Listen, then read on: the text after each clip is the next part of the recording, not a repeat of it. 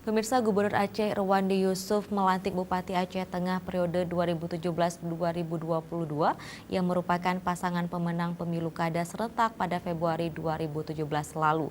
Pelantikan Bupati dan Wakil Bupati tersebut dilaksanakan dalam rapat paripurna pengambilan sumpah dan pelantikan di Gedung Olah Seni Takengon Aceh Tengah dikarenakan gedung DPR tidak mampu menampung undangan dalam jumlah besar.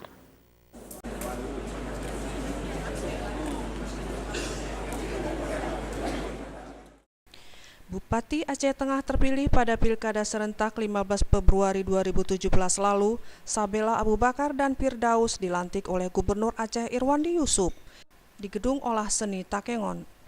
Seharusnya pelantikan dilakukan di gedung DPRK, namun karena tempatnya tidak mampu menampung dengan kapasitas yang banyak, alhasil sidang paripurna istimewa dengan agenda pengambilan sumpah dan pelantikan dilakukan di Gedung Olah Seni GOS Takengon.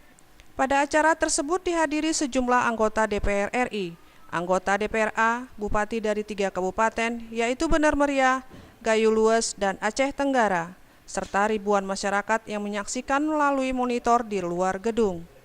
Dalam pidatonya, Gubernur Aceh berharap kepada bupati yang baru dilantik agar program yang diusung sesuai dengan visi dan misi pemerintah Aceh. Gubernur menambahkan, Aceh Tengah merupakan kawasan khusus sebagai kawasan pertanian, baik sayur mayur dan kopi Arabica dengan luas areal mencapai 49.000 hektar.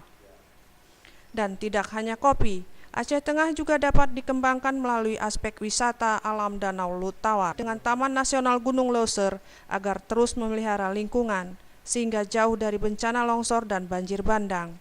Sekali lagi, Gubernur meminta Bupati baru agar mendorong percepatan PLTA Pesangan yang sudah siap sekitar 60% supaya kebutuhan listrik Aceh tidak menjadi kendala lagi. Kami sangat berharap banyak kepada pemimpin baru untuk meneruskan apa yang telah bagus dilaksanakan oleh pemimpin sebelumnya, dan juga untuk membuat program-program terobosan yang mungkin nggak sempat dibuat oleh pemimpin sebelumnya. Dari Aceh Tengah, kontributor Aceh TV melaporkan.